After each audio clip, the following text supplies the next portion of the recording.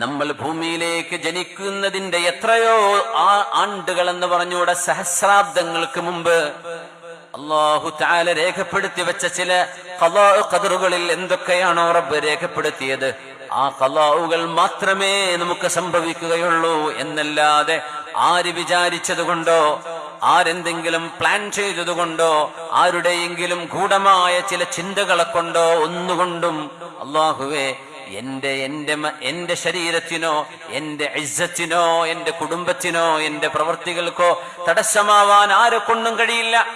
എന്നാൽ അല്ലാഹുവേ, നീ എങ്ങാനും ഒരു ഖലാ എനിക്ക് നിശ്ചയിച്ചു വെച്ചിട്ടുണ്ട് എങ്കിൽ അത് തട്ടി മാറ്റാനും ആരെ കൊണ്ടും കഴിയില്ല. റബ്ബേ ഹുവ മൗലാനാ, ആ അല്ലാഹുവാണ് നമ്മുടെ സംരക്ഷകൻ. ആ റബ്ബ് നമ്മുടെ സംരക്ഷകനാണ്.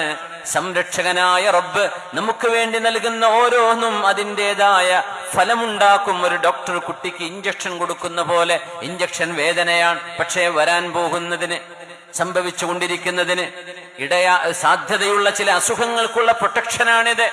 വേദനയാണ്, പക്ഷേ വേദനയിൽ ഹുവ മൗലാന, അല്ലാഹു നമ്മുടെ സംരക്ഷകനല്ലയോ? അവൻ തരുന്ന വേദനക്ക് മധുരമുണ്ട്.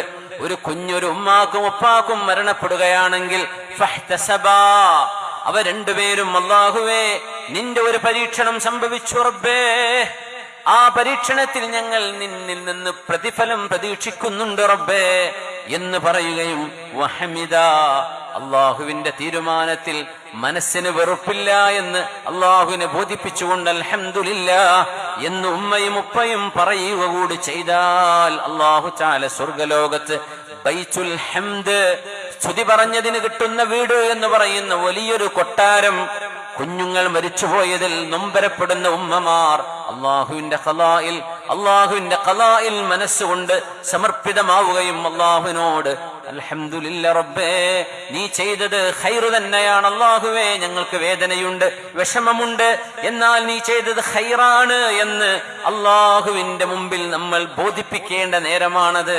അത് ചെയ്യുന്നവർക്ക് ബൈത്തുൽ ഹംദ് എന്ന കൊട്ടാര വീട് അല്ലാഹു നൽകുമെന്ന് നബിയുനാ റസൂലുള്ളാഹ് സ്വല്ലല്ലാഹു